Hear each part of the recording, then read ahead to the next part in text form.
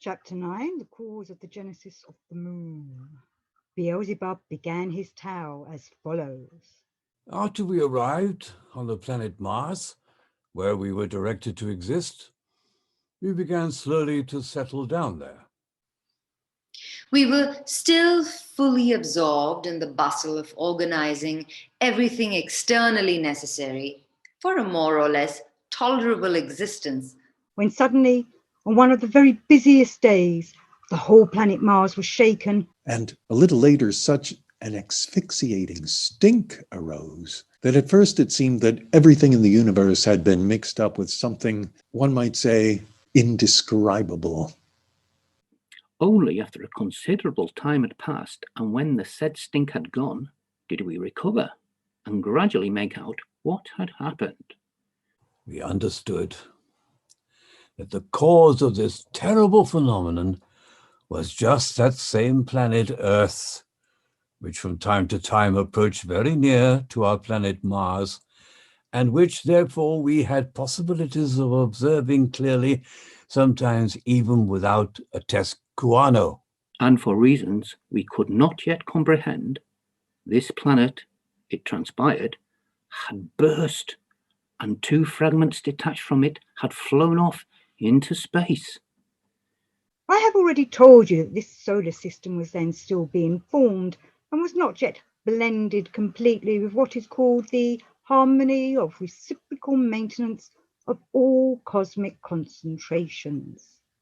It was subsequently learned that in accordance with this said general cosmic harmony of reciprocal maintenance of all cosmic concentrations, there had also to function in this system a comet of what is called vast orbit, still existing, and named the comet Condor. And just this very comet, although it was then already concentrated, was actualizing its full path for only the first time. As certain competent, sacred individuals also later confidentially explained to us, the line of the path of the said comet had to cross the line on which the path of that planet Earth also lay.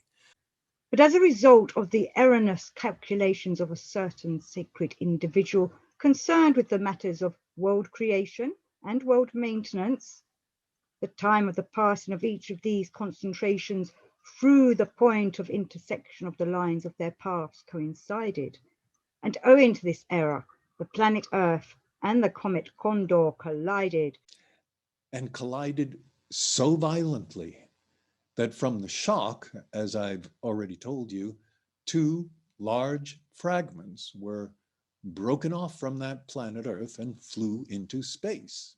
This shock entailed these serious consequences because, on account of the recent arising of this planet, the atmosphere, which might have served as a buffer in such a case, had not yet had time to be completely formed on it. And, my boy, our endlessness was also immediately informed of this general cosmic misfortune. In consequence of this report, a whole commission consisting of angels and archangels, specialists in the work of world creation and world maintenance, under the direction of the most great Archangel Sakaki, was immediately sent from the most holy Sun Absolute to that solar system, Ours. The Most High Commission came to our planet Mars since it was the nearest to the planet Earth. And from this planet of ours began its investigations.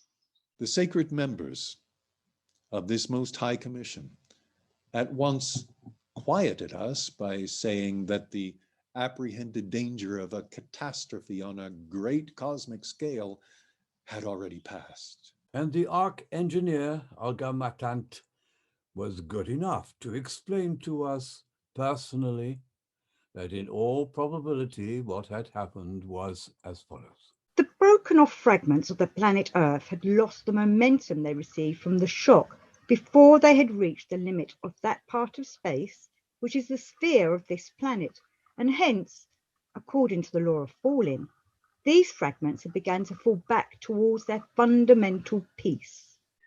But they could no longer fall upon their fundamental peace, because in the meantime they had come under the cosmic law called law of catching up, and were entirely subject to its influence. And they would therefore now make regular elliptical orbits around their fundamental piece, just as the fundamental piece, namely the planet Earth, made and makes its orbit around its sun ores. And so it will always continue, unless some new unforeseen catastrophe on a large scale changes it in one way or another. Glory to chance, concluded his pantomeasurability. The harmonious general system movement was not destroyed by all this, and the peaceful existence of that system, ores, was soon reestablished. But nevertheless, my boy, this most high commission, having then calculated all the facts at hand, and also all that might happen in the future, came to the conclusion that although the fragments of the planet Earth might maintain themselves for the time being in their existing positions, yet in view of certain so-called Tastar-Tunerian displacements conjectured by the Commission, they might in the future leave their position and bring about a large number of irreparable calamities, both for the system ores and for other neighboring solar systems. Therefore, the Most High Commission decided to take certain measures to avoid this eventuality. And they resolved that the best measure in a given case would be that the fundamental piece, namely the planet Earth, should constantly send to its detached fragments for their maintenance the sacred vibrations as Gorkin. This sacred substance can be formed on planets only when they're both fundamental cosmic laws, the sacred Heptaparapachinok and the sacred Triamazikamno, function, as this is called, unosopanio, that is to say, when the sacred cosmic laws in the given cosmic concentration are deflected independently and also manifest on its surface independently, of course independently only within certain limits.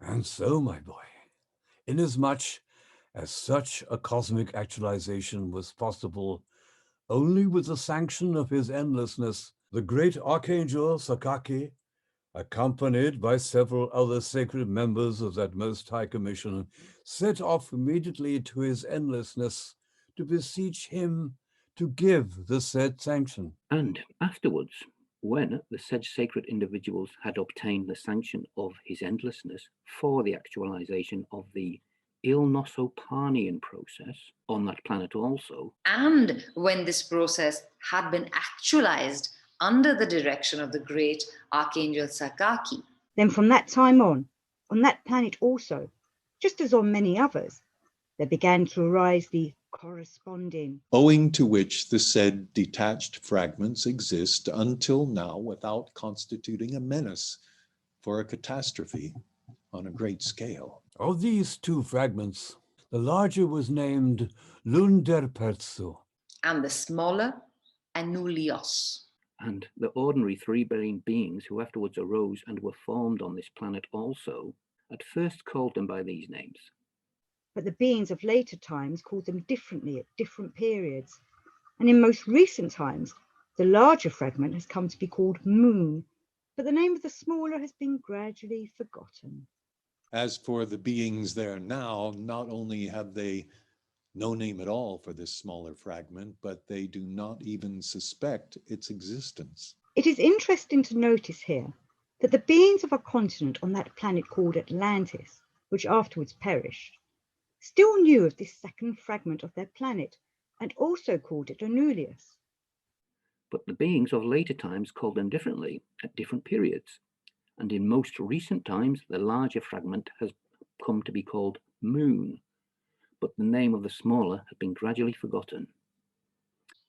As for the beings there now, Not only have they no name at all for the smaller fragment, but they do not even suspect its existence. It is interesting to notice here that the beings of a continent on that planet called Atlantis, which afterwards perished, still knew of this second fragment of their planet and also called it Anulios.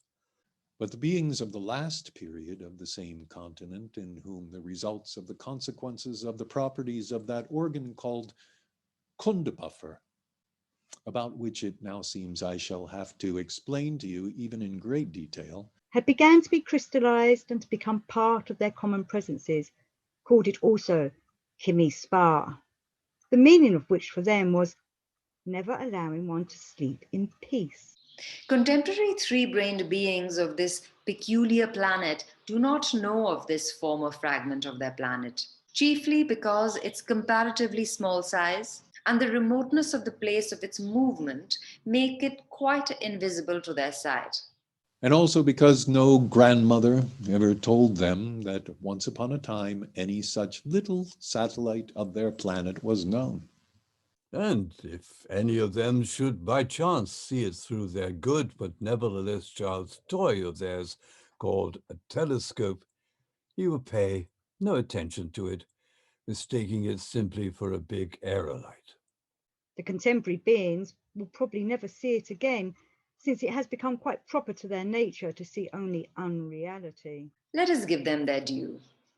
During recent centuries, they have really most artistically mechanized themselves to see nothing real. So, my boy, owing to all the aforesaid, there first arose on this planet Earth also, as there should, what are called similitudes of the whole. Or as they are also called, microcosmoses. And further, there were formed from these microcosmoses what is called odoristelnian and polormodectic vegetations.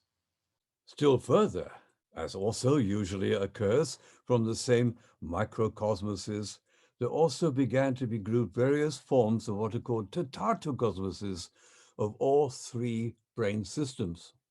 And among these latter, there first arose just those biped tetartocosmoses whom you a while ago called slugs. About how and why upon planets during the transition of the fundamental sacred laws into Ilnosoparnian there arise similitudes of the whole, And about what factors contribute to the formation of one or another of these, as they are called, systems of being brains, and also about all the laws of world creation and world maintenance in general, I will explain to you specially some other time. Meanwhile, know that these three-brained beings arising on the planet Earth who interest you had in them, in the beginning, the same possibilities for perfecting the functions for the acquisition of being reason as have all other form of tetartocosmoses arising throughout the whole universe.